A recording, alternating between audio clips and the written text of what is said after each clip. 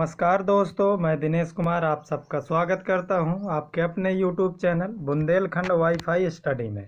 आज मैं आपके लिए लेकर आया हूं भौतिक विज्ञान का 8वां पार्ट, जिसमें मैंने 35 क्वेश्चन कवर किए हैं और ये सारे मोस्ट इम्पोर्टेंट क्वेश्चन हैं जो पेपर में बार बार पूछे जाते हैं। तो वीडियो को बिना स्किप किए हुए लास्ट तक देखते रहिए और जो व्यक्ति चैनल पर नया है तो चैनल को सब्सक्राइब करें और बेल आइकन को भी प्रेस कर ले।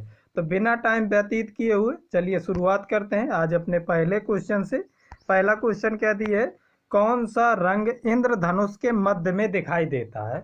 तो कौन सा रंग इंद्रधनुष के मध्य में दिखाई देता है, तो हरा रंग इंद्रधनुष में के मध्य में दिखाई देता है। तो इंद्रधनुष 7 रंगों से मिलके बना होता है और उन 7 रंगों में मध्य में जो रंग होता है वो कौन सा होता है, हरे कलर का।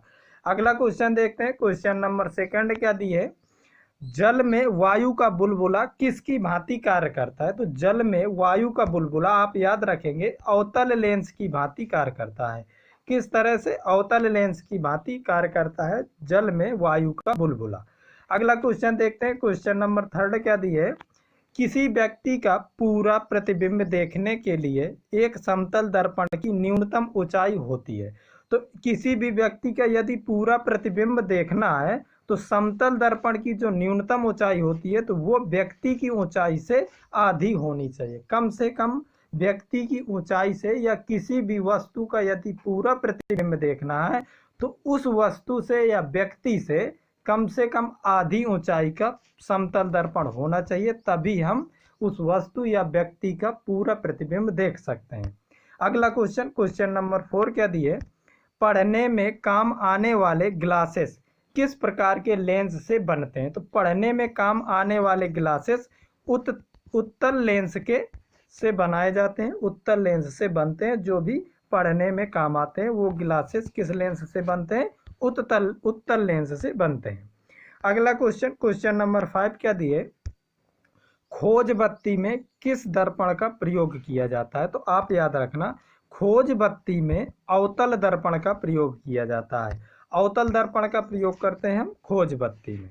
अगला क्वेश्चन, क्वेश्चन नंबर 6 क्या दिए है, यदि किसी ऐनक के लेंस का पावर +2 डायोप्टर हो तो इसके फोकस की दूरी होगी। तो जब किसी लेंस का मतलब पावर 2 डायोप्टर है तो उसकी फोकस दूरी कितनी होगी, 50 सेंटीमीटर। 50 सेंटीमीटर कैसे होगी, जो फोकस दूरी बराबर होता है। तो फोकस दूरी बराबर क्या होता है, 100 बटे लेंस की क्षमता या पावर। फोकस दूरी बराबर होता है 100/पावर। तो कितना दिए हमारा, 100/पावर कितना दिए, 2 भाग देंगे हमारा तो कितना होगा, 50 सेंटीमीटर। और यदि अगर हमें मीटर में निकालना हो तो फोकस दूरी बराबर होता है 1/p, यानी कि 1/पावर। तो यदि अगर मीटर में निकालना है तो जब हम रखेंगे तो कितना होगा, 1/2 यानी कि 0.5 मीटर। यदि यार मीटर में ज्ञात करेंगे तो 0.5 मीटर आएगा और सेंटीमीटर में ज्ञात करेंगे तो कितना आएगा, 50 सेंटीमीटर। अगला क्वेश्चन, क्वेश्चन नंबर 7, आंख के रेटिना की परंपरागत कैमरे के किस भाग से तुलना की जा सकती है। तो आंख के रेटिना की किस से तुलना की जा सकती है कैमरे में, तो फिल्म से। कैमरे के फिल्म की भांति कार्य करता है आंख का रेटिना।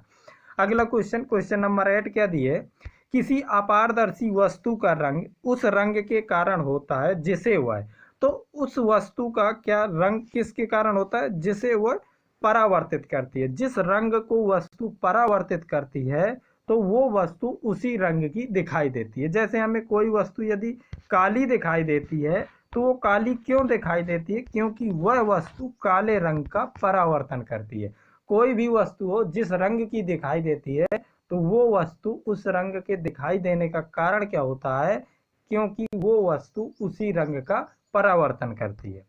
अगला क्वेश्चन, क्वेश्चन नंबर 9 क्या दिए, एक रंगीन टेलीविजन में 3 आधारभूत रंगों के मिश्रण से बनते हैं, ये हैं। तो कौन कौन से आधारभूत रंग होते हैं टेलीविजन में, कौन कौन से होते हैं, लाल, हरा और नीला हमारे प्राथमिक रंग होते हैं। लाल, हरा और नीला तीनों प्राथमिक रंगों से मिलकर बनता है टेलीविजन के जो रंग बनते हैं। अगला क्वेश्चन, क्वेश्चन नंबर 10 क्या दिए? प्रकाश एक प्रकार की ऊर्जा है जो संचरित होती है। तो प्रकाश एक प्रकार की ऊर्जा है जो विद्युत चुम्बकीय तरंगों के रूप में संचरित होती है। विद्युत चुम्बकीय तरंग के रूप में संचरित होता है प्रकाश। अगला क्वेश्चन, क्वेश्चन नंबर 11 क्या दिए? प्रकाश की दोहरी प्रकृति होती है। तो प्रकाश की दोहरी प्रकृति होती है कौन सी? तरंग। एक तो तरंग हो गया और एक कण। प्रकाश तरंग के रूप में भी चलता है और कण के रूप में भी चलता है। तो कौन कौन सी दोहरी प्रकृति होती है? तरंग एवं कण। अगला क्वेश्चन देखते हैं, क्वेश्चन नंबर 12 क्या दिए?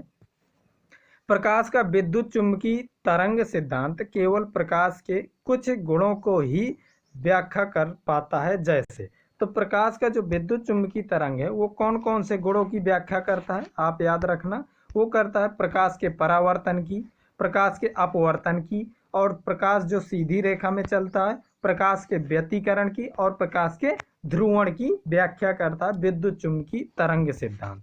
और बात करें यदि की क्वेश्चन नंबर 13 में, प्रकाश के कुछ ऐसे गुण भी हैं जिनकी व्याख्या विद्युत चुम्बकीय तरंग सिद्धांत नहीं कर पाता। तो कौन कौन से हैं जिनकी विद्युत चुम्बकीय सिद्धांत तरंग सिद्धांत व्याख्या नहीं करता? तो आप याद रखेंगे प्रकाश का विद्युत प्रभाव और क्रॉम्पटन प्रभाव। आप ये दोनों जो प्रभाव हैं, ये दोनों प्रभाव, प्रकाश का विद्युत प्रभाव और क्रॉम्पटन प्रभाव, इनकी व्याख्या विद्युत चुम्बकीय तरंग सिद्धांत नहीं कर पाता।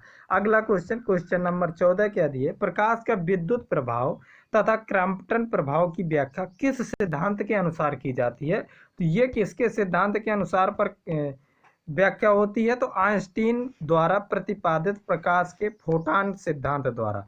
आइंस्टीन द्वारा प्रतिपादित प्रकाश के फोटॉन सिद्धांत द्वारा विद्युत चुम्बकीय प्रभाव और क्रॉम्पटन प्रभाव की व्याख्या होती है।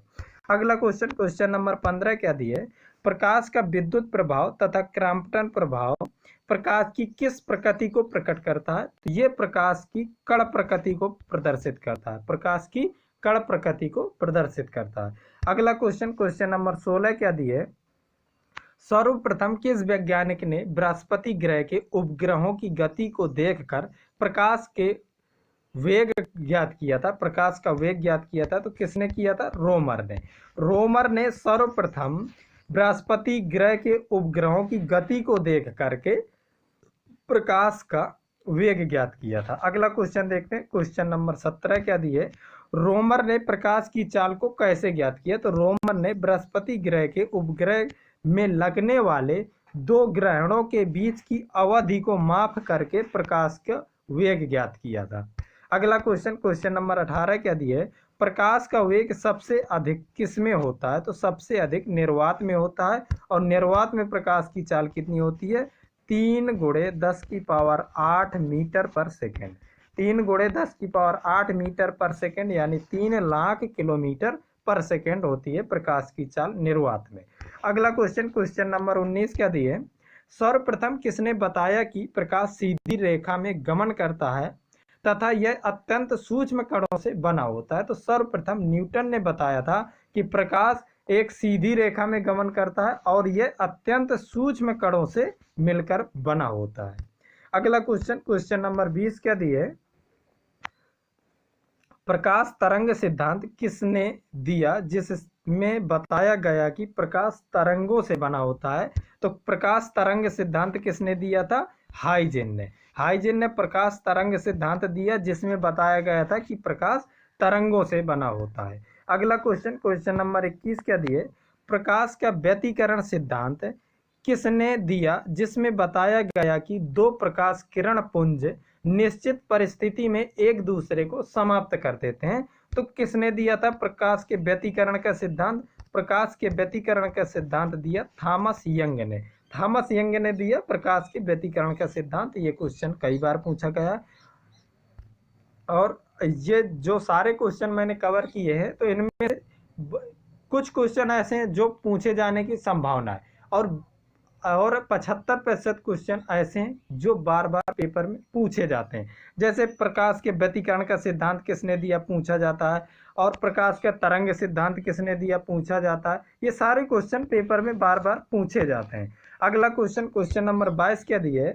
जब प्रकाश ऊर्जा की मात्रा एक निश्चित मात्रा में होती है तो उसे क्या कहा जाता है? तो जब प्रकाश ऊर्जा एक निश्चित मात्रा में होती है तो उसे क्वांटम कहा जाता है। क्या कहते हैं हम लोग? क्वांटम कहा जाता है।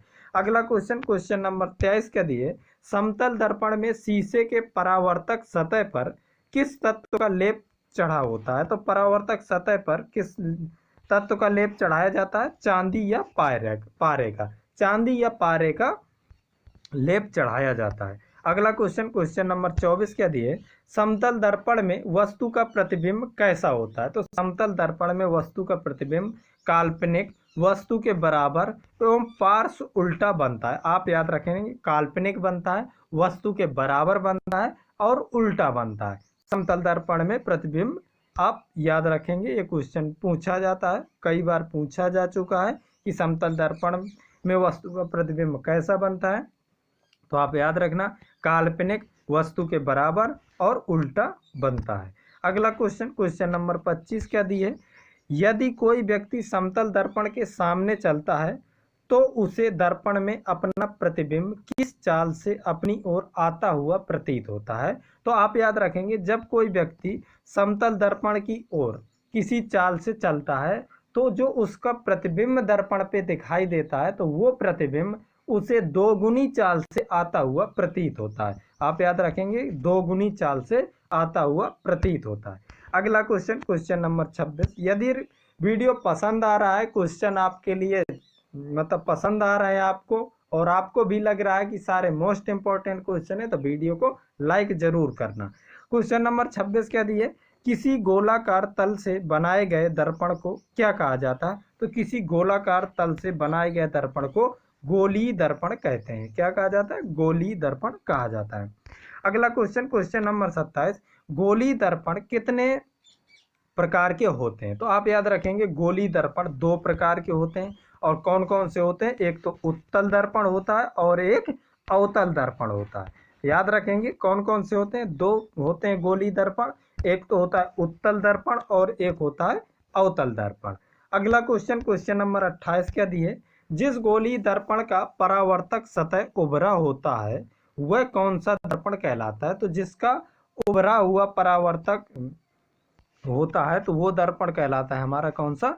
उत्तल दर्पण कहलाता है। उसका उभरा हुआ होता है, जैसे इस तरीके से होता है, उभरे हुए भाग पर पॉलिश होती है, तो ये हमारा कौन सा दर्पण होता है? ये होता है हमारा उत्तल दर्पण। और जिसका उभरा हुआ भाग नहीं होता तो वो कौन सा होता है? ये हमारा कौन सा होता है? ये होता है हमारा अवतल दर्पण। अगला क्वेश्चन, क्वेश्चन नंबर 29 क्या दिए? उत्तल दर्पण को अपसारी दर्पण क्यों कहा जाता है? क्योंकि यह अनंत से आने वाली किरणों को फैलाता है। तो जो भी दर्पण किरणों को फैलाता है उसे अपसारी कहा जाता है, और जो भी किरणों को सिकोड़ता है उसे अभिसारी कहा जाता है। आप याद रखना, अभिसारी कहा जाता है उसे जो किरणों को सिकोड़ता है, और जो किरणों को फैलाता है उसे अपसारी कहा जाता है। तो उत्तल दर्पण किरणों को क्या करता है? फैलाता है, इसीलिए उत्तल दर्पण को अपसारी दर्पण कहते हैं। और अवतल दर्पण क्या करता है? किरणों को सिकोड़ता है, इसी वजह से अवतल दर्पण को अभिसारी लेंस कहा जाता, अभिसारी दर्पण कहा जाता है। अगला क्वेश्चन, क्वेश्चन नंबर 30 क्या दिए? दर्पण के वक्रता केंद्र एवं ध्रुव को मिलाने वाली रेखा को क्या कहा जाता है? तो दर्पण के वक्रता केंद्र और ध्रुव को मिलाने वाली रेखा को प्रधान अक्ष कहा जाता है, जिसे मुख्य अक्ष कहते हैं। मुख्य अक्ष या प्रधान अक्ष कहा जाता है। अगला क्वेश्चन, क्वेश्चन नंबर 31 क्या दिए? वक्रता केंद्र एवं ध्रुव को मिलाने वाली सरल रेखा के मध्य बिंदु को क्या कहा जाता है? तो वक्रता केंद्र एवं ध्रुव को मिलाने वाली सरल रेखा के मध्य बिंदु को दर्पण का फोकस कहा जाता है। जैसे कोई, ये हमारा दर्पण है और ये ध्रुव को मिलाने वाली रेखा को हम क्या कहते हैं? मुख्य अक्ष कहते हैं। तो वक्रता केंद्र और ध्रुव के मध्य बिंदु को क्या कहा जाता है? फोकस कहा जाता है। आप याद रखना, मध्य बिंदु को क्या कहा जाता है? फोकस। अगला क्वेश्चन, क्वेश्चन नंबर 32 क्या दिए? दर्पण में प्रतिबिंब की लंबाई और वस्तु की लंबाई के अनुपात को क्या कहा जाता है? तो दर्पण में वस्तु की लंबाई और प्रतिबिंब की लंबाई के अनुपात को आवर्धन कहा जाता है। क्या कहा जाता है? आवर्धन कहते हैं वस्तु की लंबाई बटे प्रतिबिंब की लंबाई बटे वस्तु की लंबाई को। अगला क्वेश्चन, क्वेश्चन नंबर 33 क्या दिए, आवर्धन को किससे सूचित किया जाता है? तो आप याद रखेंगे आवर्धन को एम से सूचित किया जाता है, कैपिटल एम से सूचित करते हैं आवर्धन को। अगला क्वेश्चन, क्वेश्चन नंबर 34, तरंग दैर्ध्य बढ़ने के साथ अपवर्तनांक के मान पर क्या प्रभाव पड़ता है? तो जब तरंग दैर्ध्य बढ़ती है तो अपवर्तनांक क्या होता है? घटता है। तरंग दैर्ध्य के बढ़ने के साथ साथ अपवर्तनांक क्या होता है? घटता जाता है। तो जिस रंग का तरंग दैर्ध्य सबसे अधिक होता है उसका अपवर्तनांक सबसे कम होता है, और जिसका अपवर्तनांक सबसे अधिक होता है तो उसकी तरंग दैर्ध्य सबसे कम होती है। अगला क्वेश्चन, क्वेश्चन नंबर 35 क्या दिए, दृश्य प्रकाश में किस रंग का अपवर्तनांक सबसे कम होता है? तो सबसे कम अपवर्तनांक होता है लाल रंग का, क्योंकि लाल रंग की तरंग दैर्ध्य सबसे अधिक होती है। और अगला क्वेश्चन, क्वेश्चन नंबर ये जो है तो अगला क्वेश्चन, इस क्वेश्चन का आंसर आप कमेंट बॉक्स में देंगे कि दृश्य प्रकाश में किस रंग का अपवर्तनांक सबसे अधिक होता है। तो जिसका सबसे अधिक अपवर्तनांक होता है उसे आप कमेंट करके बताएंगे। और वीडियो पसंद आए तो वीडियो को लाइक कीजिए और ज़्यादा से ज़्यादा दोस्तों के बीच में शेयर कीजिए। तो चलिए अब मिलेंगे अगली क्लास में, तब तक के लिए नमस्कार।